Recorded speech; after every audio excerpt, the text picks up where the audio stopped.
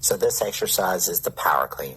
I start with my feet hip, little outside of hip width apart, with my hands placement just outside of shin width.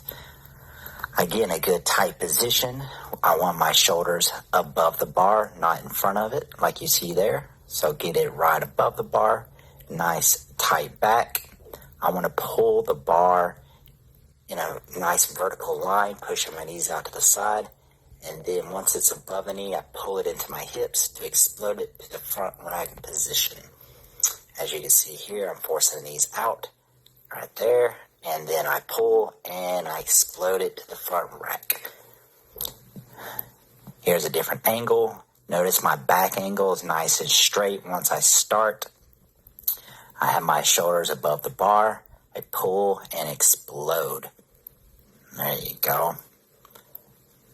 This is a good explosive movement.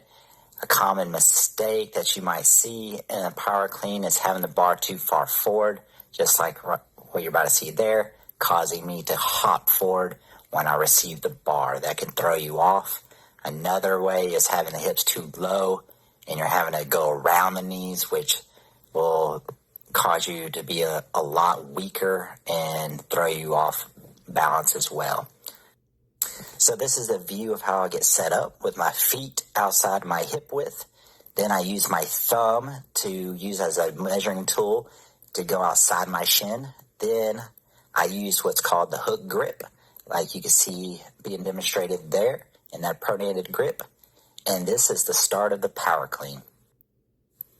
So this is the bench press. We're going to start with a 5-point contact, starting with our feet, butt, upper back, and head. Then we get a good hand placement on the bar, a little outside of shoulder width. We take it out into the starting position. I pull the bar down and I explode it back up. Notice I'm keeping my elbows tucked in. I don't want to flare them out. This is a good power position. Some common mistakes during the bench press would be to not have 5 points of contact. So having the feet loose like you see there, just having them not engaged at all. Or another mistake is also having the butt raised too high. That's another not contact with the bench. And then another one that you might not think about too, some people might have issues with is stability. They're all over the place. Like you see how I'm doing there. Like I'm just kind of just letting loose and not having control of the bar. So having control of the bar is super important. And then also you want those wrists and forearms nice and vertical, like you see how I made a small adjustment there. But again, I'm pulling the bar to my chest and I'm pushing the bar away from my chest. I'm not letting gravity do anything. I am pulling that bar. That keeps my back nice and tight.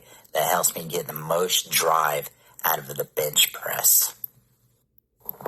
This is a single arm tricep extension with a band. This is a variable exercise, resistance exercise, because with the band, when I go into the concentric movement, the resistance gets heavier, and with the eccentric, it gets lighter. Common mistakes is going too fast and uncontrolled, or being too unstable with it. That's a really popular mistake that people make. And then another one is choosing too heavy of a band. You know, we kind of let our egos get too wild and we want to get the biggest bands. Stick with a band that you can have nice and controlled with.